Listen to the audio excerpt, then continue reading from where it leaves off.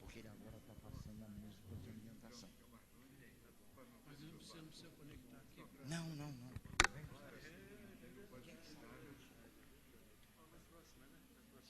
Quantas virão? Mas ainda vão ter muita música. Mas tá lá. Isso aí não tem problema. Ela vai embora. Quando vê se ela foi, ela volta outra vez. Assim mesmo, né? Eu ainda não consegui terminar.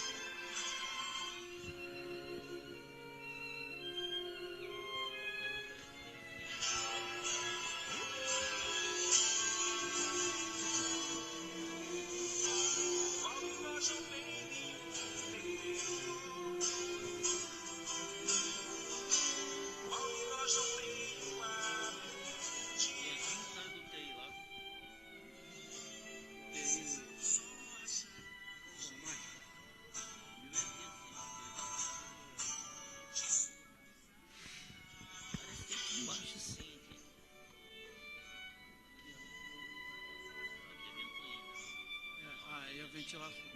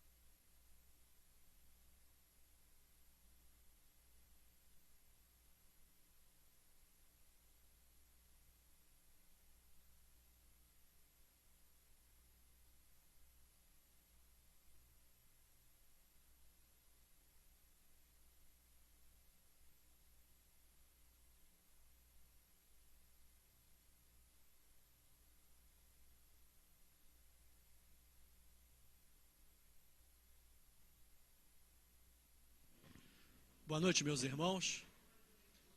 Com os nossos pensamentos voltados para Deus, nosso Pai eterno, justo e bom, que não desampara ninguém. Pensamento virado também para o Cristo, Jesus Cristo, nosso amigo incondicional de nossas vidas, de Oswaldo Cruz, nosso mentor. Estamos dando início à nossa reunião dessa segunda-feira. Hoje teremos a palavra do nosso irmão Antônio Carlos Eckhart, que falará sobre o Código Penal da Vida Futura. Vamos, como preparação do ambiente, ler aqui uma lição do livro Caminho, Verdade e Vida, Francisco Cândido Xavier, pelo Espírito Emmanuel. É a lição da página 153. Comunicações.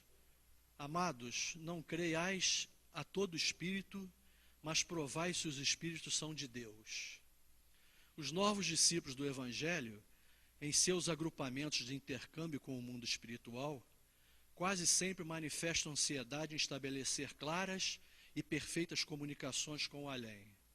Se muitas vezes aparecem fracassos, nesse particular, se as experimentações são falhas de êxito, é que, na maioria dos casos, o indagador obedece muito mais ao egoísmo próprio que ao imperativo edificante. O propósito de exclusividade nesse sentido abre larga porta ao engano. Através dela, malfeitores com instrumentos nocivos podem penetrar o templo, de vez que o aprendiz cerrou os olhos ao horizonte das verdades eternas. Bela e humana, a dilatação dos laços de amor que une o homem encarnado aos familiares que o precederam na jornada do além-túmulo, mas é inaceitável que o estudante obrigue quem lhes serviu de pai ou de irmão a interferir nas situações particulares que lhe dizem respeito. Haverá sempre quem dispense luz nas assembleias de homens sinceros. O programa de semelhante assistência, contudo, não pode ser substancialmente organizado pelas criaturas, muita vez inscientes das necessidades próprias. Em virtude disso, recomendou o apóstolo que o discípulo atente não para quem fale, mas para a essência das palavras, a fim de certificar-se se o visitante vem de Deus. Vamos pedir ao nosso irmão Alcindo para fazer a prece inicial dessa noite. Boa noite a todos. Vamos elevar o nosso pensamento a Deus nosso Pai, Jesus nosso irmão maior, nosso modelo e guia, aos nossos mentores, a todos aqueles que aqui com certeza já se encontram desde há muito, preparando esse ambiente, preparando essa casa, para recebermos ensinamentos, para recebermos essas instruções que com certeza nos nortearão no caminho da vida. Roguemos a Deus nosso Pai que nos saiba, que nos faça saber, que nos faça entender nossa caminhada, que nos faça nos aclararmos para todos aqueles percalços que por aqui passamos, para todos os problemas que de um modo geral são degraus, são trampolins, para que possamos evoluir, para que possamos caminhar. Que Jesus, dentro da sua bondade, da sua sabedoria, nos faça entender que somos membros de uma comunidade a caminho da melhora, a caminho do progresso. E que tenhamos, na palavra do expositor hoje, o máximo de atenção e instrução para que possamos daqui sairmos melhor do que chegamos. Continue conosco, Jesus, hoje, agora e sempre, e que assim seja. Passamos então a palavra ao nosso irmão Antônio Carlos Eckhart.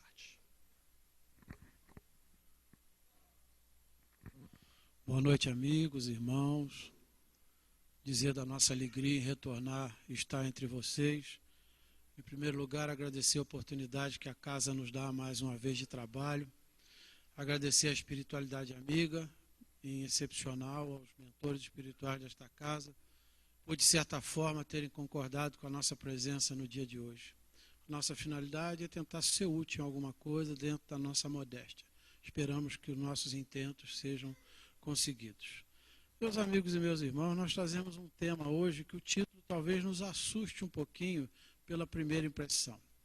Mas ele é real. Ele sai de um livro chamado Céu e o Inferno, do nosso amigo e irmão Allan Kardec, foi uma das 5 obras da codificação.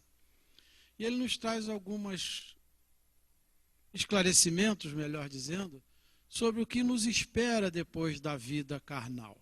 O que poderá nos esperar? Como poderemos compreender o que de fato vamos colher quando um dia, espero que não seja hoje de forma nenhuma, dure bastante, nós deixarmos o corpo de carne? Essa é uma indagação que muitos de nós, talvez intimamente, ainda façam. E eu lanço a pergunta sem querer resposta. Vocês se desencarnassem hoje, para onde é que vocês imaginam que vocês iriam? Não falem, só pensem.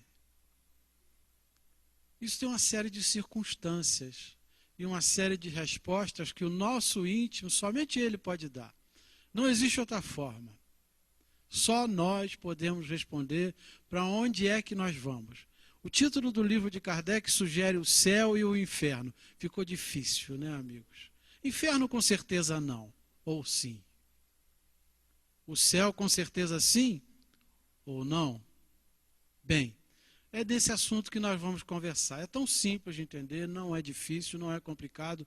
Já de imediato a gente recomenda a leitura do livro Céu e Inferno, que faz parte da codificação kardeciana, que talvez a gente ainda não tenha o cuidado de estudar. É muito interessante, muito importante mesmo. Ele praticamente é o resumo de toda a doutrina, em palavras de fácil entendimento e de fácil compreensão. Bem, vamos lá? Deixa eu pegar aqui minha canetinha literária.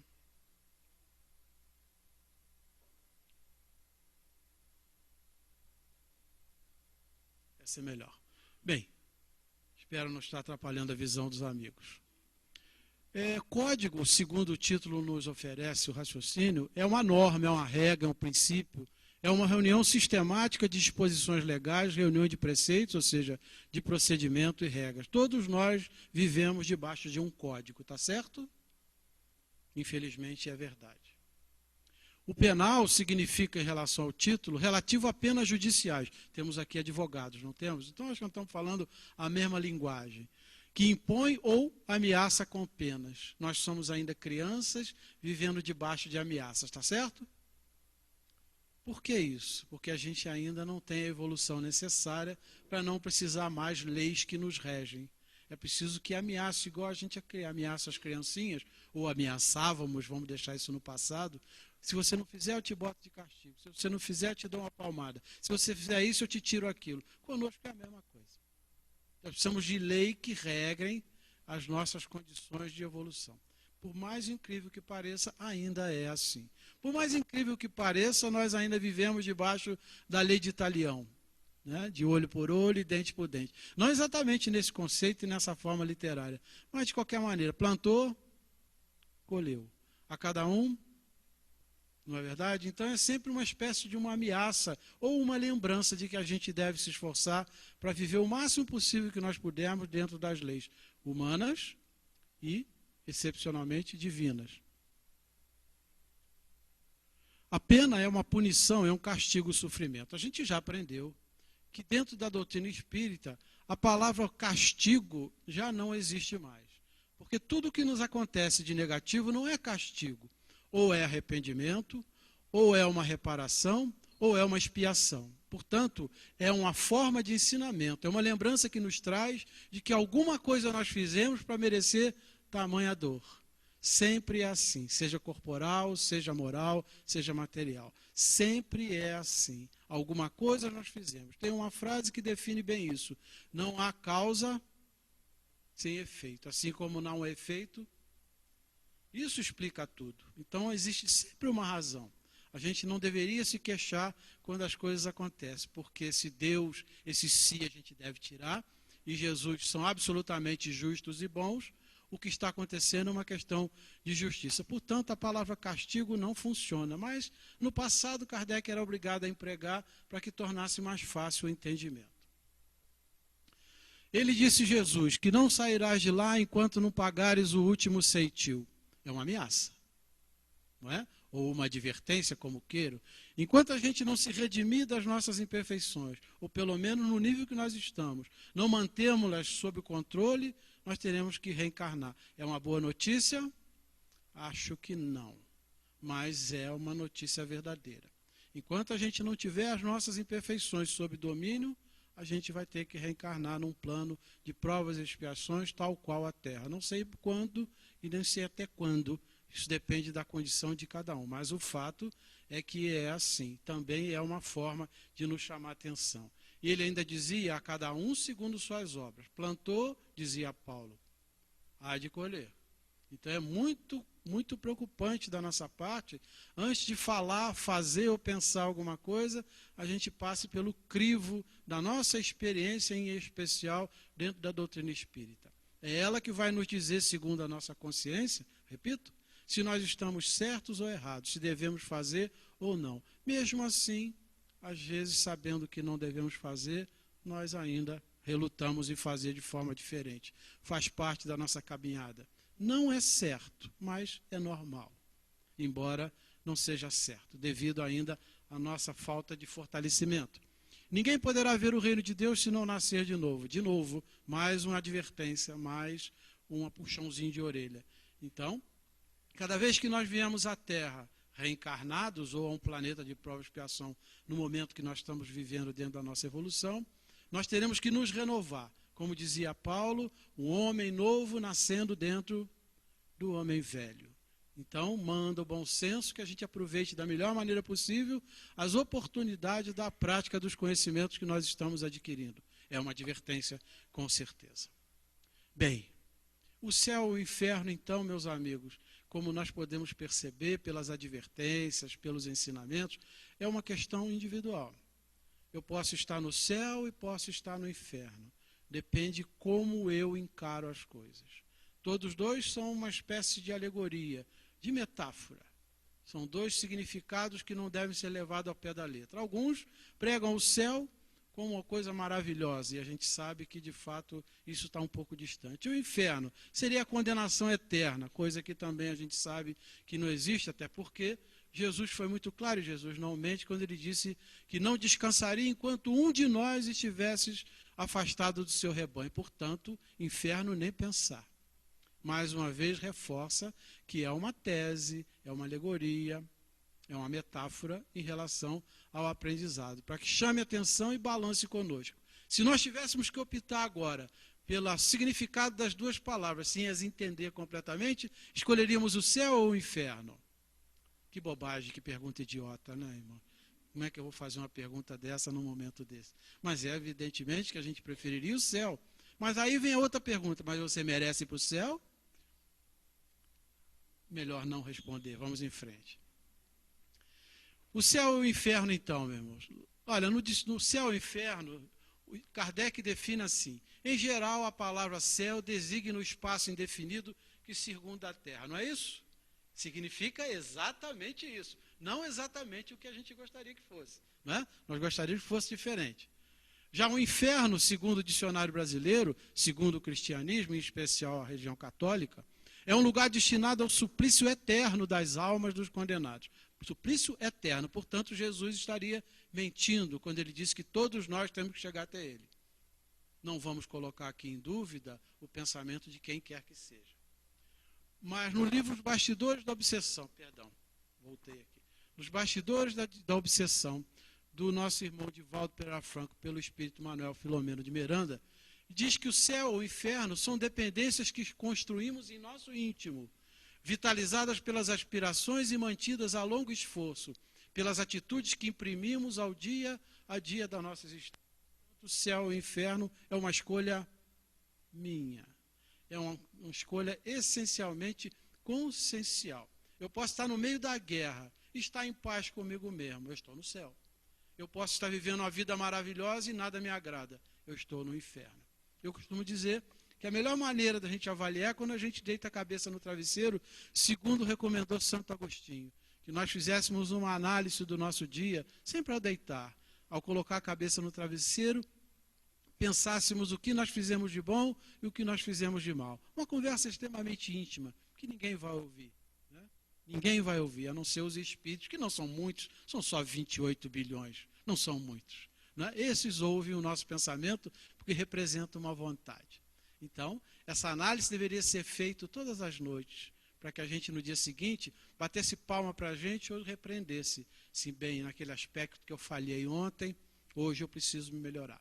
Se você foi bem durante o dia, não digo 100%, porque isso é quase impossível, porque nós temos ainda os pensamentos viciados no passado não muito distante, nós deitamos a cabeça no travesseiro e dormimos tranquilos. Temos uma noite daquelas que a gente diz que é uma noite de anjo, que eu dormi e acordei no dia seguinte, só acordei com o despertador. Maldito despertador num dia de frio. Mas ele existe justamente para lembrar da nossa responsabilidade.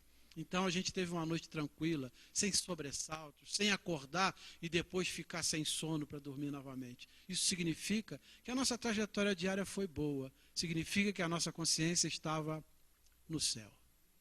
Mas aquele que de fato vive um momento atordoado durante sua vida, não cultivando a prática do bem, a prática da felicidade do próximo e a sua, e o cultivo às leis, certamente ele não vai ter uma noite tranquila, uma noite sobressaltada, levanta mais cansado do que quando foi dormir. Esse está no inferno. Mas inferno de onde? Da sua própria consciência. Porque a gente sabe que a nossa noite, depois do sono, será exatamente o que nós vivemos durante o dia. Nós vivemos e continuamos vivendo, depois do dormir, a mesma coisa que vivemos durante o dia. Portanto, o céu e o inferno é uma escolha absolutamente nossa. A gente está fazendo esse preâmbulo para preparar a bomba que Kardec vai jogar no nosso colo daqui a pouco. Não especialmente hoje, porque ele arranjou um intérprete. Eu espero que eu saia daqui vivo, quando eu terminar de falar o que ele mandou a gente falar. Diz-se muito comum, não é, meus amigos, que a carne é fraca, não é isso? Isso é uma baita de uma desculpa para não tentar fazer o bem. Ah, a carne é que é fraca. Isso aqui é muito mais forte do que eu. Por mais que eu lute, eu não consigo. Nossa, que heresia, né, falar uma coisa dessa natureza. Imagina dizer que a criatura é mais forte que o Criador. Quem criou as imperfeições dentro de nós? Então dizê-las que ela é mais forte do que eu que criei, seria uma submissão muito ruim. Não é fato? Então imagina, o Criador é sempre mais forte que a criatura. Ele criou, portanto ele é mais forte. Deus é mais forte do que nós, não é? Nós somos a sua própria criatura. Então, como as imperfeições e as coisas boas são criações nossas, nós podemos tanto andar na boa direção quanto na má. Depende da gente se esforçar. Então dizer que a carne é fraca é desculpa para não vencer. E lá no livro do nosso irmão O Céu e o Inferno, do nosso irmão Kardec, ele diz lá: há tendências viciosas que são evidentemente do espírito, porque se apegam mais à moral do que ao físico. Não quer dizer muito mais à carne do que ao físico. A carne só é fraca porque o espírito é fraco, o que inverte a questão, deixando ao espírito, a responsabilidade de todos os seus atos. O ser pensante é quem? Não é o espírito? Não é ele que manda o corpo fazer? Então a carne não é fraca. Quem é que é fraco? Pois é, ele vai dizer isso ali. A carne, destituída de pensamento e vontade, não pode prevalecer jamais sobre o espírito, que é o ser pensante e de vontade própria. O espírito é que dá à carne as qualidades correspondentes ao seu instinto. Quando alguém se manifesta nesta ou naquela direção, disse que fulano é ruim. Não é fulano que é ruim, é o espírito que não é bom. Disse que fulano é bom, não é o fulano que é bom. Quem é bom é o espírito, que é o espírito que pensa, dá ordens e o corpo acompanha. Então depende muito, e esses momentos são fundamentais na nossa trajetória, da nossa educação ou da nossa reeducação. O que nós estamos fazendo é exatamente isso. Lembrando algumas coisas, relembrando algumas coisas ou acrescentando algumas coisas, para que o nosso comportamento se modifique e a gente passe a viver no céu. Ou seja, com a consciência tranquila. Não é? O máximo que a gente puder. Sei que exatamente nos 100% é complicado. Bom, todos nós trazemos dentro de nós o que nós chamamos de intuição das penas futuras. Nós temos medo de serem castigados, não temos? Já repararam que quando a gente comete um erro, dificilmente a gente confessa? Normalmente a gente guarda. Uns dirão que é por orgulho, até é. Mas é um medo de sofrer uma punição, de ter o seu erro reconhecido e alguém o punir de certa forma. Isso é intuitivo, isso está dentro de nós. Já nasce conosco, traz no espírito. Então nós temos dentro de nós a intuição das penas de certa forma. Por isso também a nossa tendência de evitar o erro. Porque sabe que o erro, ainda que intuitivamente, ele vai nos trazer algum malefício. Mas às vezes a gente é perseverante no cultivo destas coisas negativas. Ainda no céu e inferno, Kardec então diz: desde todas as épocas, o homem acreditou por intuição que a vida futura seria feliz ou infeliz, conforme o bem ou o mal que é praticado nesse mundo. Então, isso, como disse, está dentro de nós. A ideia que ele faz, porém, dessa vida está em relação com o seu desenvolvimento, seu senso moral e noções mais ou menos justas do bem ou do mal. Esse mais ou menos justas vai de acordo com o que ele procura. Felizmente, penso eu, estamos nós dentro da doutrina da verdade. Se nós a seguimos e nos esforçamos, é outra coisa. Mas que ela está sendo clara para todos nós, está.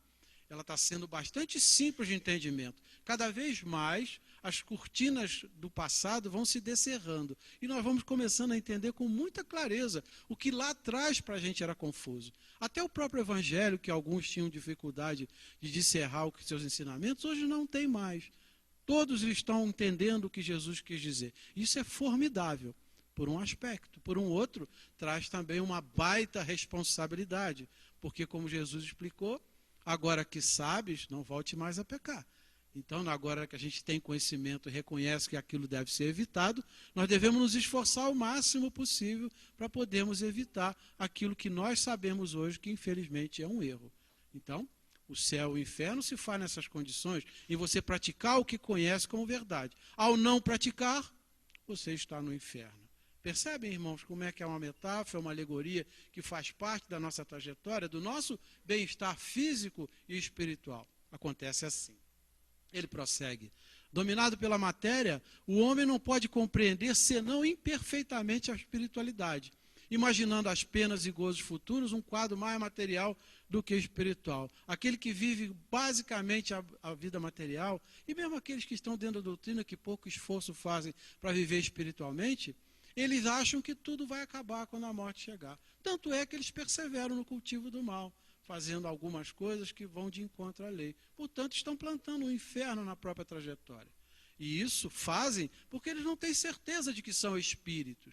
Eu, uma ocasião, um presidente de casa espírita, que vocês me permitam não citar o nome nem de quem ele falou, né, esteve conosco e nós estávamos conversando. Ele falou: Antônio Carlos, você sabe que ter presidente de casa espírita que não acredita em reencarnação? Eu falei: não é possível.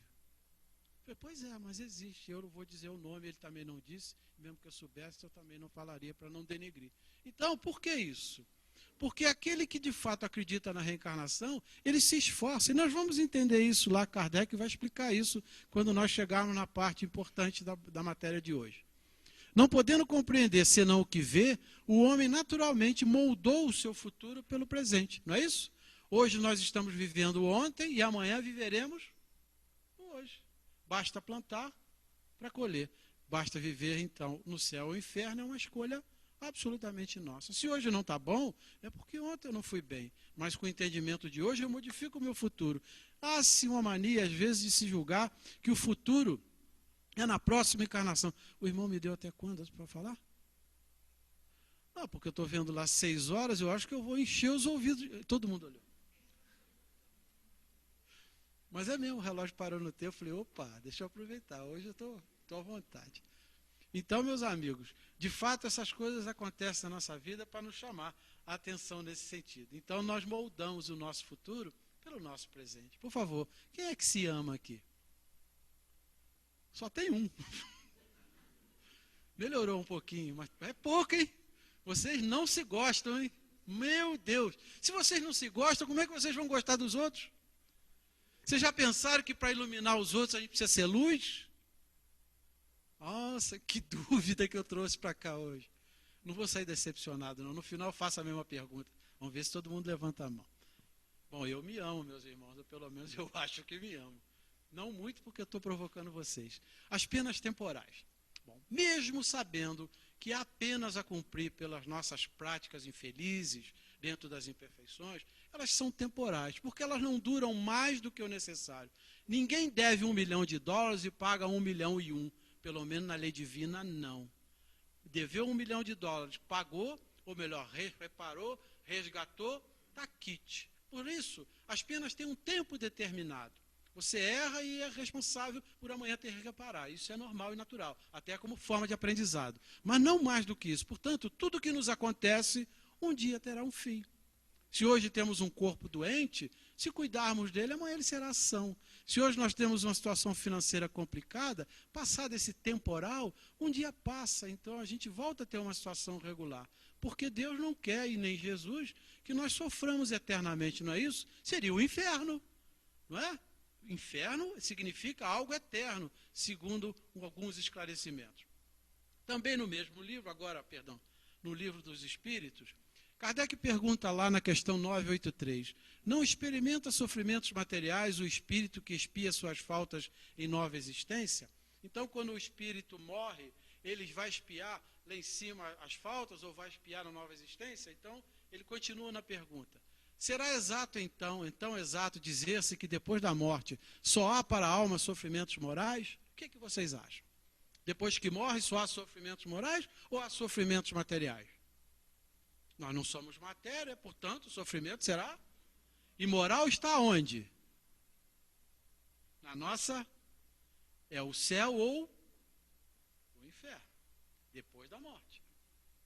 E os espíritos respondem, é bem verdade que quando a alma está reencarnada, as tribulações da vida são-lhe um sofrimento, de fato é. Mas só o corpo sofre materialmente, o espírito não tem essa propriedade. Falando de alguém que já morreu, costumais dizer que deixou de sofrer, não é? Perde uma pessoa que sofreu, por exemplo, com uma doença difícil como o câncer. Ah, que maravilha, descansou. Será? Descansou o corpo, mas e o espírito? Não é verdade? Como espírito está isento de dores físicas, porém, tais sejam as faltas que tenham cometido, pode estar sujeito a dores morais mais agudas e pode vir a ser ainda mais desgraçado em nova existência, porque ele plantou, tem que colher. E como ele não pode pagar no plano espiritual, porque foi na carne que ele fez, ele volta na carne. Isso explica alguns males que muitos, infelizmente, sofrem. Todos nós, não é verdade? Todos nós não somos felizes completamente. Temos sempre uma cruzinha para carregar. Isso representa um passado não muito interessante. Mas o nosso futuro pode ser melhor, não é uma palavra que anima? Vai depender de quem? Não é? O mal rico terá que pedir esmola e se verá de braços com todas as privações oriundas da miséria. O orgulhoso com todas as humilhações, o que abusa da autoridade e trata com desprezo e dureza os seus subordinados, se verá forçado a obedecer a um superior mais ríspido do que ele foi. Só aqui a gente deve trazer na cabeça alguns exemplos, algumas vivências da nossa natureza, se não a nossa própria. Todas as penas e tribulações da vida são expiações de falta de outra existência, quando não, a consequências da vida atual. Então, nem tudo que nos acontece está relacionado com o nosso passado e pode ter sido fruto do plantio no nosso presente. Portanto, o futuro pode ser daqui a 1 minuto. Não é? Quando se fala que no futuro, ou pior ou para melhor, pode ser daqui a 1 minuto, já não é mais presente. O homem que se considera feliz na terra porque pode satisfazer as suas paixões é o que menos esforços emprega para se melhorar, não é? Aquele que vive materialmente não se esforça para viver moralmente. Ele só quer viver a vida material. Felizmente, não é o nosso caso, não vejo ninguém aqui assim. Muitas vezes começa a sua expiação já nessa mesma vida passageira, de vida efêmera, ou seja, passageira de felicidade. Mas certamente expiará numa outra existência tão material quanto aquela. Então tem que voltar para as mesmas condições. Vocês não deixam de esquecer que nós falamos lá que Jesus nos disse, não sairás de lá enquanto não pagares o último centil. Não sairás de lá, ou seja, da reencarnação antecedente daquela. Então é preciso que repare na carne aquilo que nós fizemos. Nós trouxemos um videozinho aqui, vou pedir aqui ao meu amigo auxiliar os assuntos aleatórios, que me auxilia aqui onde Jesus nos deixa alguns exemplos de ensinamento. Bem-aventurados os olhos que veem o que vocês veem, porque eu lhes digo, muitos reis, profetas, Quer experimentar isso aqui? gostariam de ver o que vocês veem, mas não enxergam. Que ouvem o que vocês ouvem, mas não escutam. Eu agradeço, Pai, de esconder essas coisas dos mesquinhos e sábios e revelá-las aos inocentes e aos Aqueles que são bons entre vocês devem ser seus servos.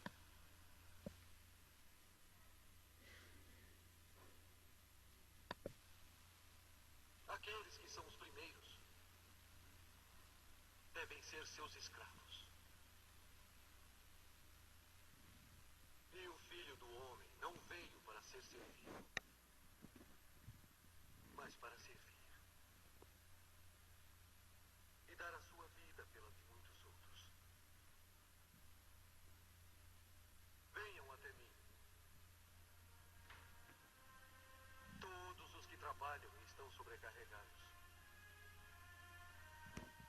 e eu lhes darei o descanso. Venham, os abençoados por meu Pai, e herdeiros do reino preparados por você na origem do mundo.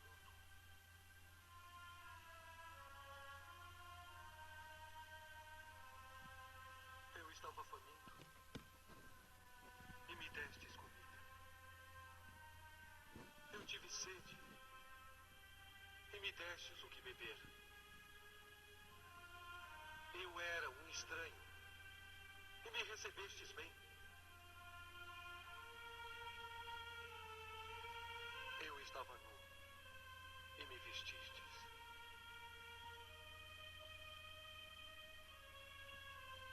Eu era um prisioneiro e viestes me visitar. Eu estava doente e viestes até mim.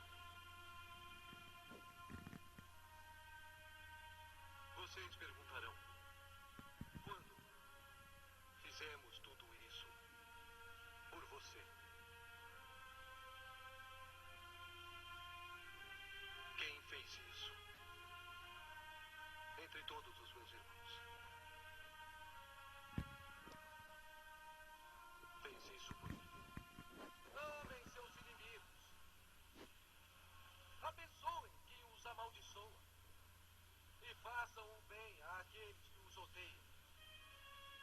Se amarem somente aquele que vos ama, por que clamam uma recompensa? Sejam perfeitos, assim como o nosso Pai do céu é perfeito. Então, a sugestão de Jesus é que nós sejamos perfeitos como o Pai Celestial é perfeito. Claro que é só uma sugestão, mas essa sugestão tem uma explicação lógica. Ao pé da letra, de fato, fica complicado. Sermos perfeitos igual a Deus nesse instante da nossa evolução, para mim é complicado. Não sei se para vocês o seria. Então, o que nós devemos entender? Isso consta do capítulo 17 do Evangelho segundo o Espiritismo, onde ele diz: sede perfeitos. Então, a perfeição que ele nos pede é a perfeição relativa. Relativa a quê? Aos conhecimentos que eu adquiri, que eu me esforce dentro daquilo que eu conheço como verdade. Então, essa é a perfeição que Jesus sugere. Ser perfeito, de fato, eu não consigo. Agora, me esforçar para ser perfeito, isso eu posso. Então, a evolução se dá na medida que a gente se esforça. Certamente, estamos num plano de provas e expiações, que é o segundo na escala espírita de evolução dos mundos, de evolução, como diz Kardec.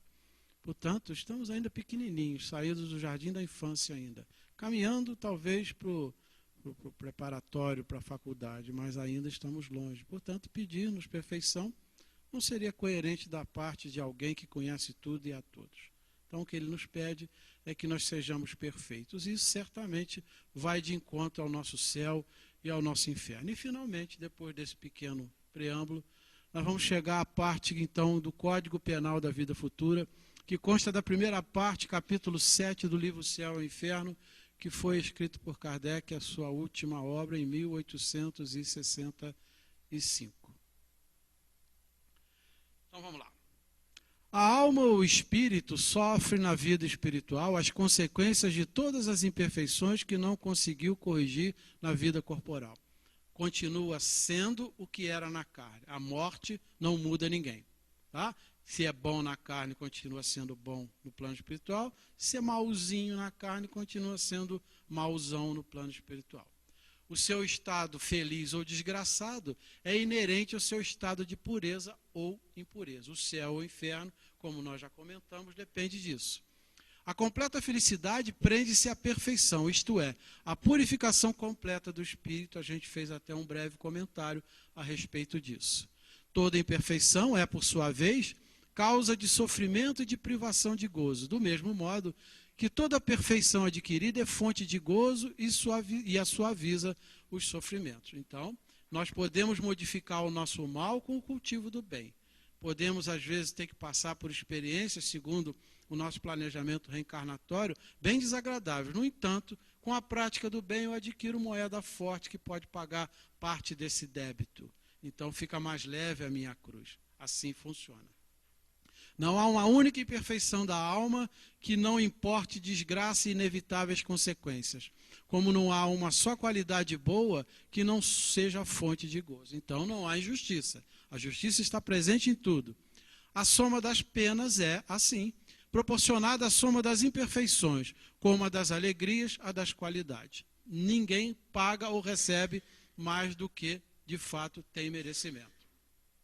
Em virtude da lei do progresso, que dá a toda a alma a possibilidade de adquirir o bem que lhe falta, como de despojar-se do que tem de mal, conforme o seu esforço e vontades próprias, temos que o futuro é aberto a todas as criaturas. O meu futuro, bem ou mal, depende de mim. Deus não repudia nenhum dos seus filhos, antes recebe-os em seu seio, à medida que atingem a perfeição, deixando a cada qual o mérito de suas obras. Vamos lá? Deus não exclui ninguém, antes recebe em seu meio à medida que atinge a perfeição. Então, para chegar do lado de Deus, nós temos que ser perfeito, não é? Senão ele não conseguiria conviver conosco. Dependendo o sofrimento da imperfeição, como o gozo da perfeição, a alma traz consigo o próprio castigo ou prêmio, onde quer que se encontre, sem necessidade de lugar restrito. Então, aonde quer que ele estiver, ele vai sempre responder pelo bem ou pelo mal. O inferno está em toda parte em que haja almas sofredoras. E o céu, igualmente, onde houver almas felizes. Tá? Deu fácil entender? Está complicado ou não? Está dando? Tá bom. O bem e o mal que fazemos decorrem das qualidades que possuímos. Não fazemos o bem quando podemos, e é, portanto, o resultado de uma imperfeição. Então, não fazer o bem quando a gente pode é viver como egoísta. Então, as pessoas, às vezes, têm tudo materialmente, mas não faz o bem a ninguém, nem a ele, que é o pior prejudicado nessa história. Eu não faço mal a ninguém, mas também não faz o bem. Então, não está evoluindo, porque veio para evoluir, e evoluindo é que se faz o bem quando evolui. Se toda imperfeição é fonte de sofrimento, o espírito deve sofrer não somente pelo mal que fez, como o bem que deixou de fazer na vida terrestre. Então, voltando ao plano espiritual, ele estará no céu ou inferno, segundo o que ele mesmo combinou antes de reencarnar. O espírito sofre pelo mal que fez, de maneira que, sendo a sua atenção constantemente dirigida para as consequências desse mal, melhor compreende os seus inconvenientes e trata de corrigi-los. Então, na medida que ele sofre o que ele próprio plantou, ele arrepende-se, nós vamos ver isso lá na frente, ele repara e expia, ou expia e repara. E assim, entendendo, ele começa a crescer. Por isso, é preciso que se passe pela dor. Não que a gente busque a dor como forma de aprendizado, mas a dor tem esse valor, como disse a vocês lá no início. A dor não é um castigo, e sim uma forma de educação ou de reeducação. Sendo infinita a justiça de Deus, o bem e o mal são rigorosamente considerados, não havendo uma só ação, um só pensamento mau que não tenha consequências fatais. Como não há uma única ação meritória, um só bom movimento da alma que se perca, mesmo para os mais perversos. Por isso que constitui tais ações um começo de progresso. Eu costumo usar a palavra, o exemplo de um amigo, de um irmão, eu não sei mais se ele é meu amigo ou meu irmão, o Fernandinho Beiramar, quando eu digo que até ele vai ter que ser anjo. Vocês acreditam nisso? Acreditam? Digam isso a ele, por favor, porque eu falo o nome dele sempre. Ele já deve estar ficando muito aborrecido comigo. Eu já estou temendo pela minha vida. Mas espero que ele seja anjo o mais rápido possível. Né? Porque assim eu escapo dessa. Porque é um exemplo que eu pego de alguém que tem, de fato, uma ficha bastante extensa. E dizer que um cidadão desse vai ter que ser anjo, talvez seja complicado a gente engolir, mas vai. Né? Jesus não mente. Todos aqueles que quiserem vir a mim, eu os receberei. E vai receber mesmo. Que me perdoe meu amigo Fernandinho, já estou chamando ele até de amigo. Toda falta cometida, todo mal realizado, é uma dívida contraída que deverá ser paga. Se o não for em uma existência, sê-lo-á na seguinte ou seguintes. Porque todas as existências são solidárias entre si. Então nós estamos aqui exatamente pagando, entre aspas, o nosso passado e construindo e gozando daquilo que ontem nós fizemos. O espírito sofre, quer no mundo corporal, quer no espiritual, a consequência das suas imperfeições. As misérias, as vicissitudes padecidas na vida corpórea são oriundas das nossas imperfeições. São expiações de faltas cometidas na presente ou em precedente existência. Está mais ou menos repetitivo. Pela natureza dos sofrimentos e vicissitudes da vida corpórea, pode julgar-se a natureza das faltas cometidas em anterior existência e das imperfeições que a originaram. Então, aquele que sofre muito pode-se dizer que muito fez por merecer, não é? Então, aquele que tem uma cruz bem pesada é porque não só ele pode transportar, mas que também o peso é proporcional aos erros que ele cometeu no passado. A expiação varia segundo a natureza e a gravidade da falta, podendo, portanto, a mesma falta determinar expiações diversas, conforme as circunstâncias, suavizar ou agravar o que foi cometido. O que representa isso? Que aquele que comete muitos delitos, meu amigo Fernandinho Beiramar, eu vou usar novamente o seu exemplo, por favor, me perdoe. Esse irmão não pode vir numa encarnação só para pagar tudo, ele não aguenta. Como a ideia não é que ele perca, é que ele ganhe, é preciso dividir em várias etapas. Então, algumas encarnações ele vai ter que vir para poder suportar o peso de tamanha cruz, se for uma só, que talvez nenhuma seja. A gente vai logo a Hitler também, né, e pensa nisso. Que espírito carrega tamanho peso como esse irmão, de tantos que perderam a sua vida, atroz como ele teve na sua caminhada em relação ao seu semelhante. Então, é preciso que se divida. Isso para nós é um consolo, não é? Não é? É nada, gente. Deus me livre e guarde. Tomara que seja uma só para me acabar com meus débitos. Se for dividir, eu vou ter que voltar mais vezes. Não vai dar certo isso não. Não há uma regra absoluta nem uniforme quanto à natureza e duração do castigo. A única lei geral é que toda falta terá punição e terá recompensa todo ato meritório segundo o seu valor. Portanto, a regra é uma só, mas cada um dentro dessa regra faz a sua regra. Porque cada um tem um peso, cada um tem uma conta a pagar, cada um tem algo a resgatar, cada um tem algo a colher de bom. Portanto, a lei é uma só, mas dentro dela são várias as variantes, não é? Porque dentro delas cada um vai se comportar de acordo com o que fez na encarnação anterior ou nessa. A duração do castigo depende da melhoria do espírito culpado. Nenhuma condenação por tempo determinado lhe é prescrita. O que Deus exige por termo de sofrimentos é um melhoramento sério, efetivo, sincero e de volta ao bem. Então não adianta a gente pedir, ajoelhar agora na frente do meu amigo aqui, que nós estamos tendo o prazer de conhecer hoje, se você me perdoa. Não, você faz aí, reza aí, não sei o quê, não sei o quê. Você é outro homem, nasceu de novo. Ou então entra numa piscininha, toma um banho, nasceu para Jesus e pronto, daqui para frente está tudo certo. Não é assim. Não pode ser assim. E a pergunta no ar que fica é a seguinte: e aquele que sofreu o mal que eu fiz? Poxa, eu sou perdoado pelo mal que fiz e ele é castigado pelo mal que ele não fez? Não é bem assim. Portanto, por questão de justiça, todos nós temos que responder por aquilo que nós fizemos a nós mesmos. Ora, Deus que é justo, só pune o mal enquanto existe e deixa de o punir quando não existe mais. Então está nas nossas mãos. Deixa de fazer o mal e a gente vai ser muito feliz. Vamos viver no céu. Mas no céu aqui, tá, gente? Dependendo da... forçou. Não, volta, por favor, faz isso aí. Dependendo da melhoria do espírito, a duração do castigo, o culpado jamais melhorasse, sofreria sempre, para ele a pena seria eterna. Então, se não tivesse um fim, era aquele realmente condenado ao inferno, ou seja, o suplício eterno. O arrependimento, conquanto seja o primeiro passo para a regeneração, não basta por si só. São precisas a expiação e a reparação. Então não basta arrepender, você tem que responder pelo que você fez. E nós sabemos disso, porque estamos sofrendo alguns tipos de males que são parte do nosso plantio. Ele diz lá, olha, arrepender é importante, porque é o primeiro passo. Depois do arrependimento, eu não vou me adiantar aqui não, senão fica ruim. Arrependimento, expiação e reparação constitui, portanto, as 3 condições necessárias para apagar os traços de uma falta de suas consequências. O arrependimento suaviza os amargos da expiação, abrindo pela esperança o caminho da reabilitação. Não é isso? Me arrependi, agora eu alimento a esperança de ser alguém melhor e de colher algo melhor.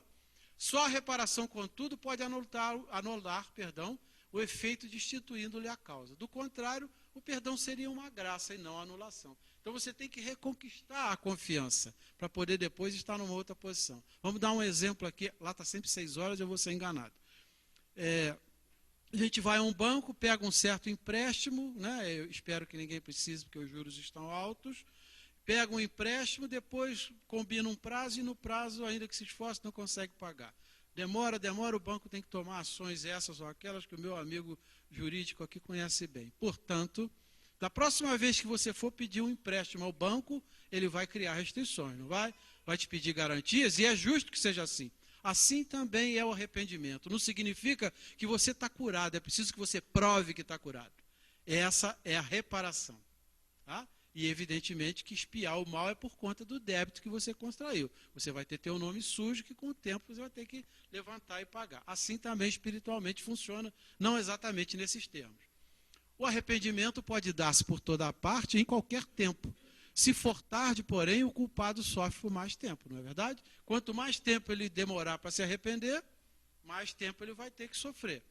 Até que os últimos vestígios da falta desapareçam, a expiação consiste nos sofrimentos físicos e morais que lhe são consequentes, seja na vida atual, seja na espiritual após a morte ou ainda em nova existência corporal. O fato é que a dívida não é do Antônio Carlos, a dívida é do espírito do Antônio Carlos. E o Antônio Carlos vai ter que voltar à carne de qualquer maneira. Portanto, onde o espírito do Antônio Carlos estiver, o Antônio Carlos carrega aquela, ainda que seja com outro nome, num outro corpo, num outro país. A reparação consiste em fazer o bem àqueles a quem se havia feito o mal. Bem, a família é assim, não é? Quando não tem jeito, bota na família e aí vai haver aqueles atritos, os filhos que não se entendem, pai e mãe que não se entendem, enfim, essas coisas difíceis, um diferente do outro. E essas coisas acontecem justamente para que o amor se faça. É o mal sendo reparado. Quem não repara os seus erros numa existência, por fraqueza ou má vontade, achar-se-á numa resistência futura em contato com as mesmas pessoas que de si tiveram queixas, e em condições voluntariamente escolhidas, de modo a demonstrar-lhe reconhecimento e fazer-lhe tanto bem quanto mal lhes tenha feito. Então, quando o mal não tem jeito, e há vários motivos de reconciliação, depois tem que voltar na família. Volta na família porque ali não pode devolver, não pode mandar embora. Então, tem que viver o tete a tete, né? Então, é aquele marido que não atura a esposa que não atura o marido, o filho mal criado que só se dá com a mãe ou não se dá com o pai, e assim vai em exemplos diversos. São sogras que, bom, falar da sogra é covardia, né? Então, vamos deixar para outra ação. Os espíritos imperfeitos são excluídos dos mundos felizes cuja harmonia perturbariam. Não é? Não pode ir para lá. É a história do joio e do trigo. Ficam nos mundos inferiores a expiar as suas faltas pelas aflições da vida e purificando das suas imperfeições até que mereçam a encarnação em mundos mais elevados, mais adiantados moral e fisicamente. Alguns que desencarnam vão para o que a gente chama de umbral, os umbrais, né? O próprio André Luiz, não é segredo para ninguém, passou pelo umbral durante um determinado tempo. Era um suicídio e ele mesmo não sabia. Agora ele já sabe. Se pode conceber um lugar limitado de castigo, tal lugar é, sem dúvida, nesses mundos de expiações, aonde nós, no momento, temos o prazer de estar habitando, em torno dos quais habitam espíritos imperfeitos. Desculpa, ele que o diz, não sou eu. Desencarnados à regra de novas existências que lhes permitam reparar o mal, auxiliando-os no progresso. Por isso, há um livro que diz que nós somos hoje 7 bilhões de encarnados e 35 bilhões no cômputo geral, sendo que desses 35, 28 estão vivendo conosco naturalmente. Ora no plano espiritual, ora nos mundos inferiores, ora ao nosso redor. Então essa proporção de 4 por 1, ela é muito forte. Basta pensar para ter companhia de 4. Cuidado, tá? Porque se o pensamento não foi bom, não é? Vai haver sempre estímulo para que a gente não saia dele. E acontece. Como o espírito tem sempre o livre-arbítrio, o progresso, por vezes, se lhe torna lento e perseverante no mal, não é? Como a gente não faz força, como a gente de fato não quer modificar, a gente fica perseverando no mal. Mas que a gente tenha consciência de que a gente está acumulando dívidas para um futuro arrependimento, uma futura expiação e um futuro reparação. Nesse estado pode persistir, isso assusta, não assusta? Esse estado pode persistir anos e séculos, imagina. Sueli Caldas-Chúbido fala no livro Obsessão e Desobsessão que nós estamos há 40 mil anos brigando com a razão, imagina. Pega 40 mil anos, divide aí por uma razão razoável, uma média de 80 anos por encarnação, significa, quem é matemático e bom aqui? 40 mil anos por 80. 500 reencarnações, meus amigos. É brincadeira? É muita coisa. Não é? Vai ser teimoso assim, não sei aonde. Não é? Nós somos muito teimosos, muito arredios. Que não seja mais 40.001, 40.002, os dados são dela segundo a espiritualidade. Nesse estado pode perdurar anos e séculos, vindo por fim um momento em que sua teimosia se modifica pelo sofrimento.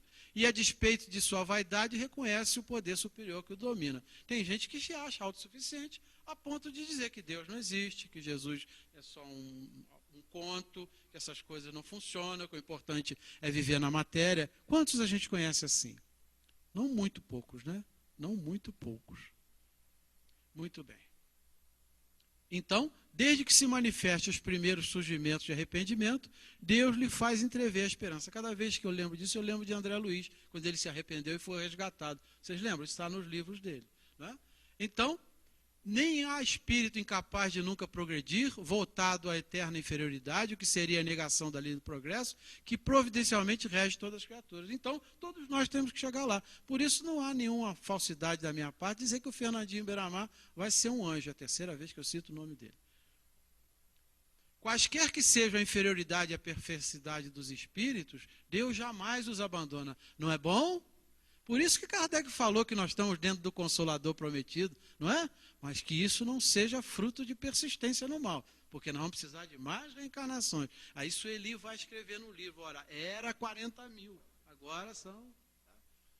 Todos têm seu anjo de guarda, seu guia, que por eles vela, para induzir e suscitar-lhes bons pensamentos, depois de progredir. E bem, de espreitar os movimentos da alma, com que se esforçam para reparar em nova existência o mal que praticaram. Então nós temos ao nosso lado alguém superior a nós, que sempre nos estimula na prática do bem. Pena que a gente não dá os devidos ouvidos. Não vai por aqui, mas a gente vai. Né? Às vezes vem aquela vozinha interior que a gente não ouve. Não faça isso. Ah, se eu tivesse ido por ali. Né? E a coisa acaba acontecendo.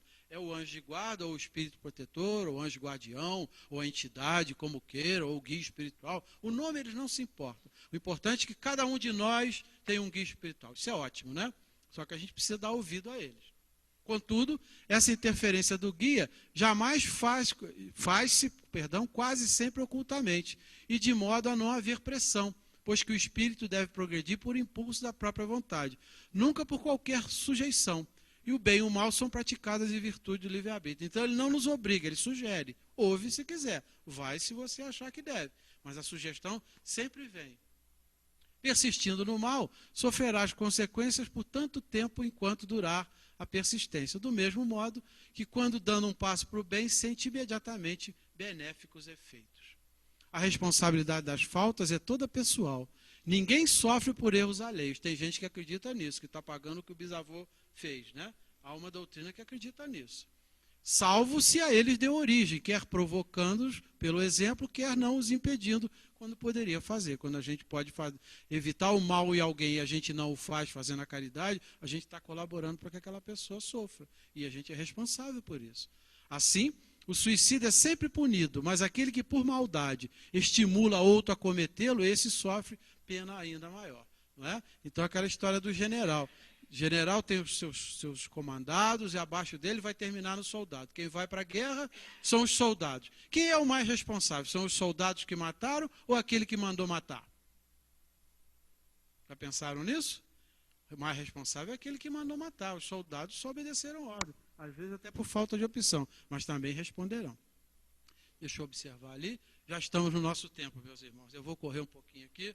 Vou passar no slide final. Se vocês depois, por favor, acho até que devem consultar o livro.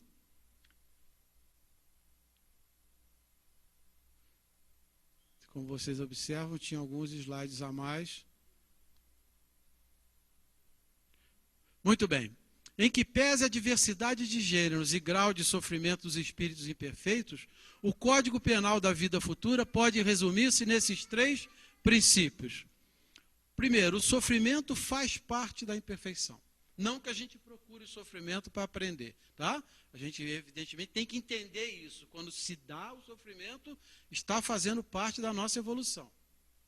Toda imperfeição, assim como toda falta, procede e traz consigo o próprio castigo nas consequências naturais e inevitáveis. Ninguém escapa, é isso que ele quer dizer. Plantou, tem que colher. Assim, a moléstia pune os excessos, e da ociosidade nasce o desgosto, sem que haja necessidade de uma condenação especial para cada falta ou indivíduo. Quando a gente começar a sentir no interior, a gente vai passar a errar menos. Podendo todo homem libertar-se das imperfeições por efeito da vontade, pode igualmente anular os males consecutivos e assegurar a felicidade futura. Portanto, quando Jesus diz a cada um segundo suas obras, ele está cheio de razão. E a gente deve pensar firmemente nisso, para que a gente evite um futuro tão conturbado como talvez tenha sido esse. Embora eu continue dizendo, ainda disse para o meu amigo aqui quando cumprimentamos no início, que o maior patrimônio que nós temos hoje é a nossa saúde, né? Só o fato de estar podendo aqui enchendo o ouvido de vocês, eu me fico feliz. Agora, os problemas financeiros, problemas outros, esse eu vou enfrentar naturalmente. E sem saúde, como seria? Né? E sem levar em conta que o corpo é o instrumento de evolução do espírito. Por isso, quando o corpo está bem, não dizia alguém que dizia mente sã, corpo são, mente sã. Então é assim que funciona. Bom, teríamos uma musiquinha para encerrar, mas infelizmente o nosso som não está funcionando. Então nós vamos passar direto ao nosso final aqui. Paulo diria, não sabeis vós que sois o templo de Deus e que o Espírito de Deus habita em vós? Ele disse isso em Coríntios 1, 3, 16. Então nós somos templos de Deus, nós somos deuses em miniatura, dizia Jesus. O que ele faz eu posso fazer e muito mais, ele disse e deixou isso a nós. Meus amigos e meus irmãos, chegamos ao final da nossa conversa da noite de hoje. Não sei se foi tão pesada quanto a gente anunciou no início, mas a gente foi esperto, porque a gente preparou o terreno. Portanto, quando a gente sabe que a bomba vai cair, a gente se defende de alguma vez. Então, o sofrimento não deve ter sido tão grande. E eu quero agradecer mais uma vez a casa, a oportunidade, a paciência de vocês todos. O restante desse ensinamento está no livro Céu e Inferno, primeira parte, capítulo 7. Consultem, irmãos, é importante que a gente entenda o que nós temos que fazer da nossa vida. É muito importante, amigos. Não é para me agradar, não, nem para agradar Jesus, não, amigos. É para a gente ter um futuro melhor, uma vida mais tranquila, uma cabecinha tranquila, a nossa consciência em paz conosco mesmo. Aquele sono que nós vamos ter hoje, que a gente só não vai ser melhor porque o Antônio Carlos perturbou muito vocês. E vai ficar alguns com dor de cabeça, tá? Muita paz, muito obrigado, que Jesus continue abençoado a todos vocês e essa casa que nos abriga.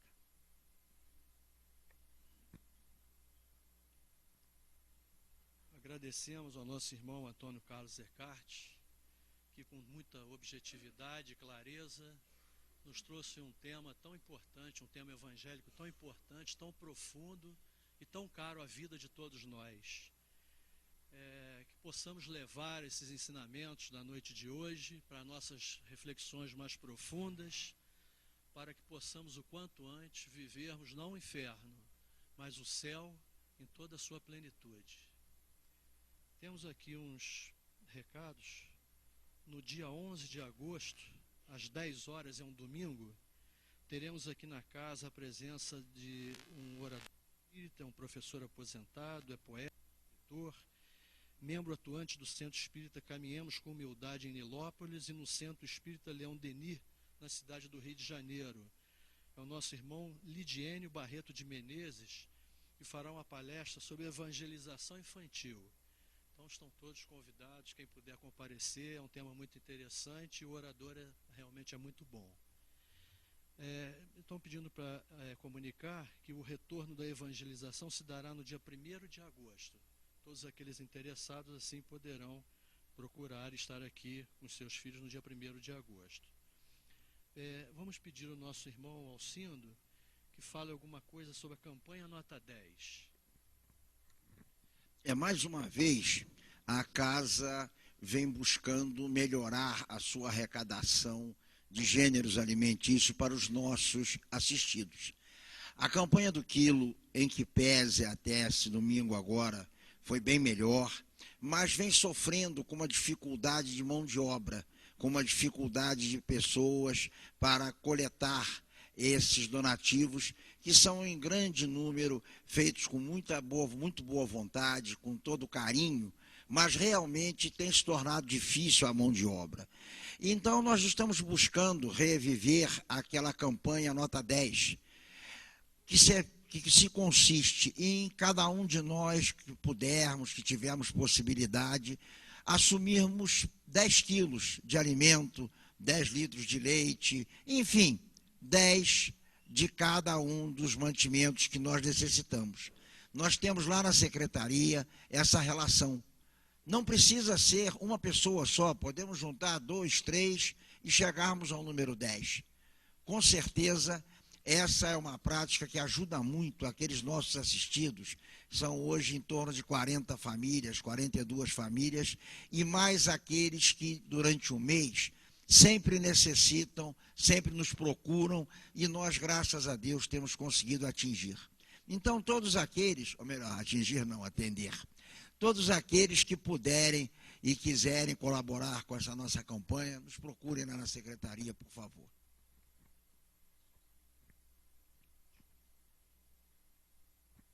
Desculpe, irmãos, a palestra não vai começar novamente, não. É que nós temos um trabalhinho na nossa casa que nós fizemos em PowerPoint, é o Evangelho segundo o Espiritismo, seus 27 capítulos. E nós já estamos confeccionando esse trabalho há mais de um ano. Conseguimos concluir e eu queria deixar com a casa, então, tá? Se for interessante, depois do juízo da casa e alguém quiser multiplicar, nós não temos a menor objeção. Isso, de fato, é algo que a gente faz para divulgar, para trazer facilidade de entendimento. Como disse, é o Evangelho segundo o Espiritismo, em 27 capítulos, mais uma parte inicial que fala da constituição do Evangelho. A gente queria passar as mãos e, se for útil, a gente vai ficar muito feliz. Se quiser multiplicar, então, fique à vontade. Nós indagamos se tem algum irmão ou irmã que nos visita hoje pela primeira vez. Sejam bem-vindos, né? Muito bem-vindos à nossa casa. Retornem sempre que assim desejarem. A casa de Oswaldo Cruz pertence também a vocês, tá? Agradecemos a presença de todos e vamos pedir, nós vamos fazer uma entrega aqui de uma lembrança da casa, que é um dos livros aqui da codificação de Kardec, que é o livro dos Espíritos e o Evangelho, não, o livro dos Espíritos, né?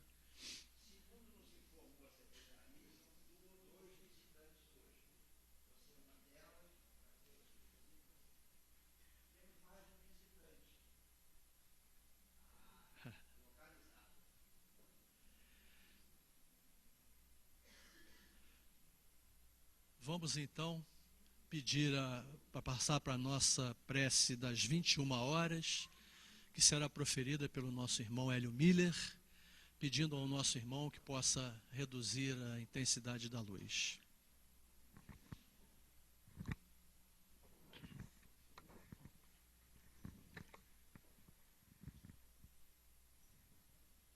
Nós elevamos o nosso pensamento de gratidão a Deus por mais este dia, por mais esta noite de confraternização espiritual, onde recebemos muitas lições que servirá para a nossa meditação, ajudando a nossa evolução.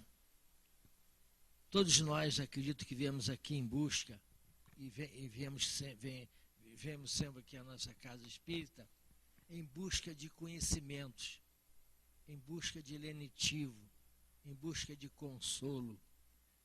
Qual de nós não chora uma lágrima secreta? Qual de nós não tem um parente no nosso lar, no nosso bairro, no nosso edifício, precisando de ajuda espiritual, com dores e sofrimentos? E neste momento nós estamos unindo os nossos pensamentos e vibrações, indo de encontro a Jesus, a espiritualidade amiga, que do laboratório divino envia para nós eflúvios, medicamentos para consolar e para aliviar as nossas dores. Muitos grupos espíritas, principalmente os grupos de fraternidade espalhados pelo Brasil, às 21 horas, se reúnem numa vibração, num só pensamento, buscando essa paz, esse lenitivo, esse remédio para as nossas almas. Assim estou certo de que todos nós estamos vibrando com Jesus, mentalizando o Mestre amado, e que assim seja feito, que mereçamos de Jesus, da espiritualidade, esse atendimento, essa atenção aos menos felizes. Que Jesus nos proteja e nos ampare sempre, agora e sempre que assim seja.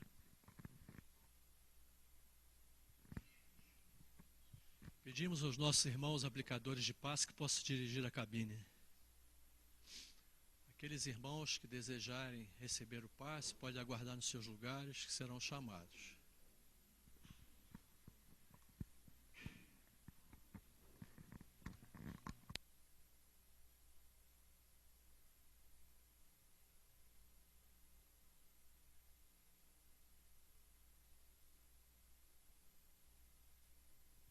Pedimos a nossa irmã Juliana para fazer a coordenação.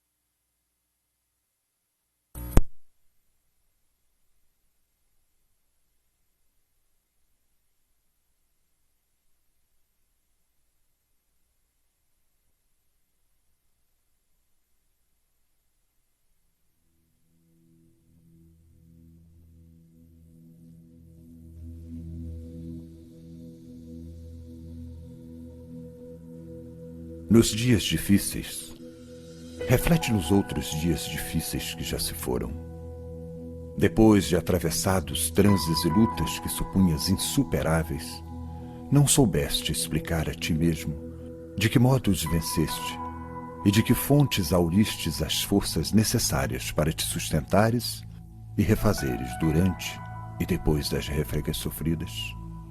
Viste a doença no ente amado assumir gravidade estranha, e sem que lograsses penetrar o fenômeno em todos os detalhes, surgiram a medicação e a providência ideais que o arrebataram da morte. Experimentaste a visitação do desânimo à frente dos obstáculos que te gravaram a vida, mas sem que te desses conta do amparo recebido, largaste o desalento das trevas e regressaste à luz da esperança. Crises do sentimento que te afiguravam invencíveis, pelo teor de angústia com que te alcançaram o imo da alma, desapareceram como por encanto, sem que conseguisses definir a intervenção libertadora que te restituiu a tranquilidade. Sofreste a ausência de seres imensamente queridos, chamados pela desencarnação para tarefas inadiáveis em outras faixas de experiência. No entanto, sem que despendesses qualquer esforço, outras almas abençoadas apareceram, passando a nutrir-te o coração com edificante apoio afetivo. Tudo isso, entretanto, sucedeu porque persististe na fé, aguardando e confiando, trabalhando e servindo, sem te entregares à deserção ou à derrota. ofertando ensejo à bondade de Deus para agir em teu benefício. Nas dificuldades em andamento, considera as dificuldades que já vencestes e compreenderás que Deus, cujo infinito amor te sustentou ontem, sustentar-te-á também hoje. Para isso, porém, é imperioso permanecermos fiéis ao cumprimento de nossas obrigações, de vez que a paciência no centro delas é o dom de esperar por Deus, cooperando com Deus sem se desesperar.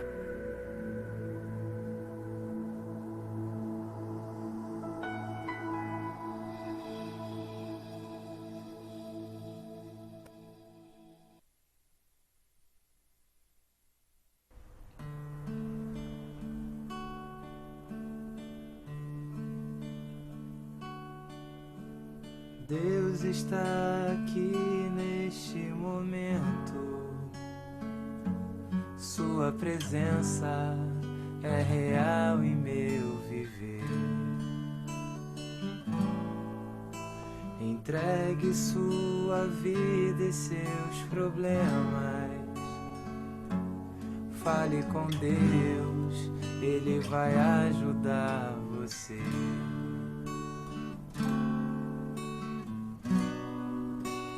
Deus te trouxe aqui para aliviar os teus sofrimentos.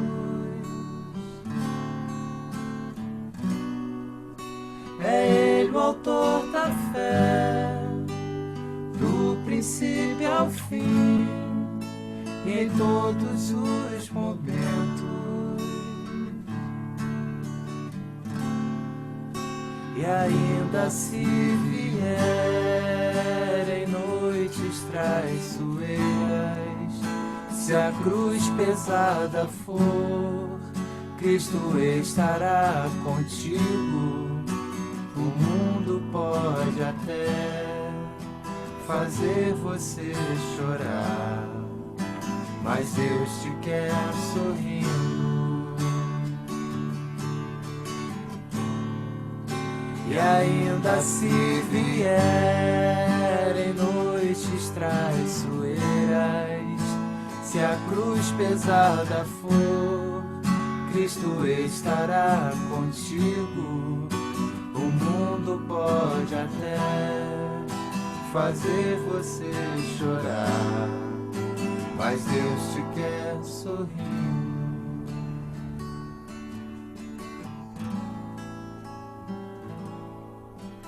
Seja qual for o seu problema, fale com Deus, Ele vai ajudar você. Após a dor vem sempre a alegria. Deus é amor, não te deixará sofrer.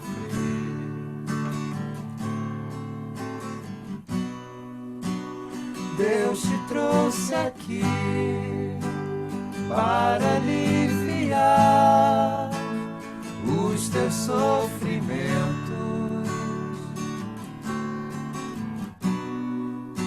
É Ele o autor da fé, do princípio ao fim, e em todos os momentos. E ainda se vier em noites traiçoeiras, se a cruz pesada for, Cristo estará contigo. O mundo pode até fazer você chorar, mas Deus te quer sorrindo. E ainda se vier em noites traiçoeiras, se a cruz pesada for, Cristo estará contigo. O mundo pode até fazer você chorar, mas Deus te quer sorrir.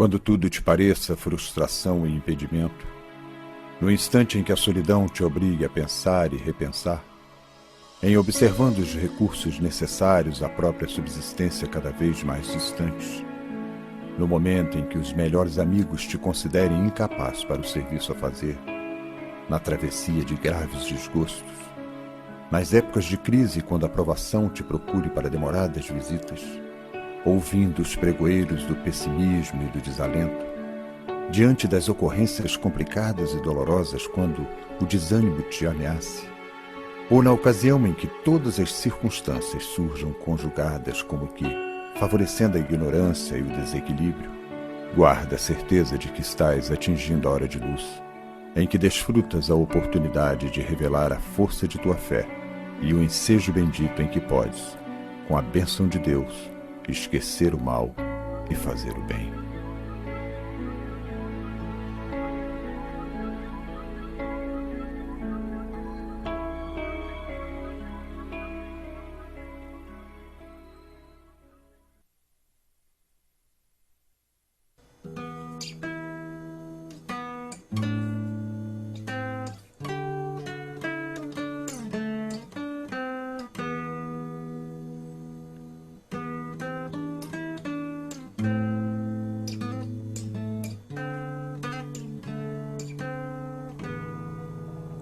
Ó meu Jesus, aqui estou de peito aberto, rendo-me agora ao teu infinito amor, irmão maior, amigo mais do que dileto. Que não me falte fé no caminho redentor. Que as tuas mãos guiem as minhas no amparo ao sofredor, na construção do novo mundo ou dividindo um cobertor. Ah, Senhor do meu destino, não aspiro a nada que não seja estar contigo, ó divino semeador de paz. Ó meu Jesus, aqui estou de peito aberto, rendo-me agora ao teu infinito amor, irmão maior, amigo mais do que dileto. Que não me falte fé no caminho redentor. Que as tuas mãos guiem as minhas no amparo ao sofredor, na construção do novo mundo ou dividindo um cobertor. Ah, Senhor do meu destino, não aspiro a nada que não seja estar contigo, ó divino semeador de paz.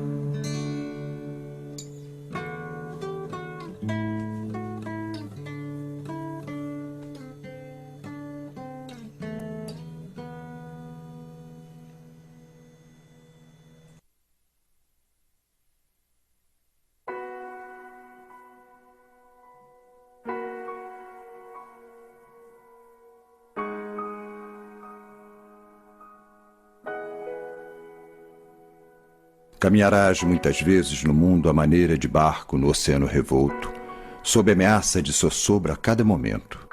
Entretanto, pensa em Deus primeiro, e encontrarás o equilíbrio que reina inviolável no seio dos elementos.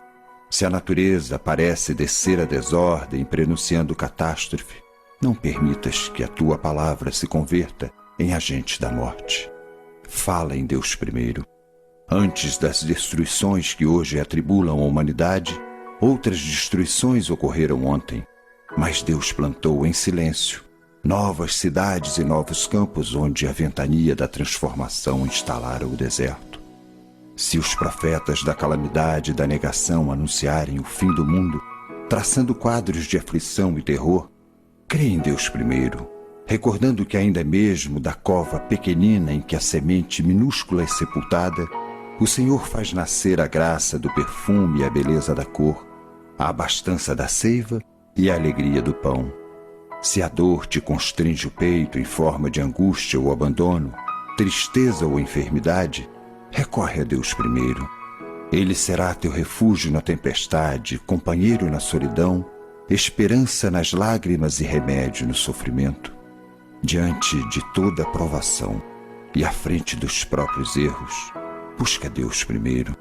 Ele que mantém as estrelas no espaço e alimenta os vermes no abismo, ser-nos-á sustento e consolo.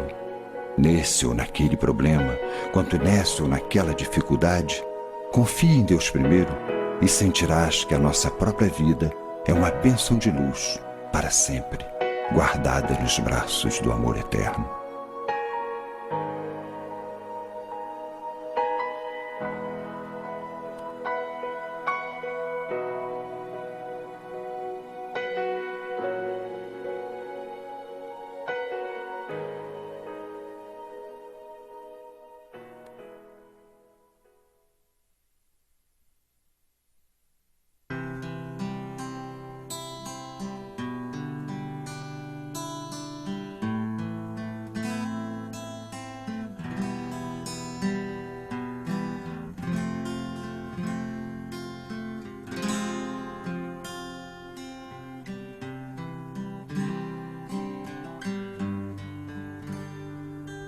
Jesus, no silêncio da prece, teus irmãos a ti pedem paz, pra aliviar um pouco as aflições.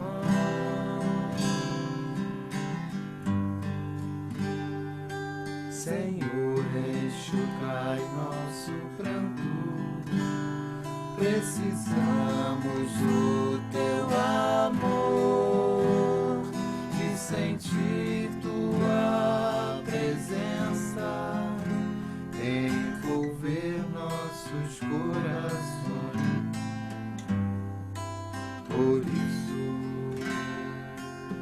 vem, Jesus.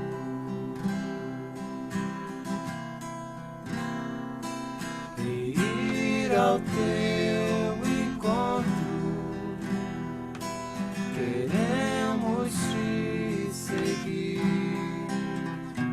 e afastar o mal da terra, acabar de vez com a guerra e caminharmos juntos uma luz.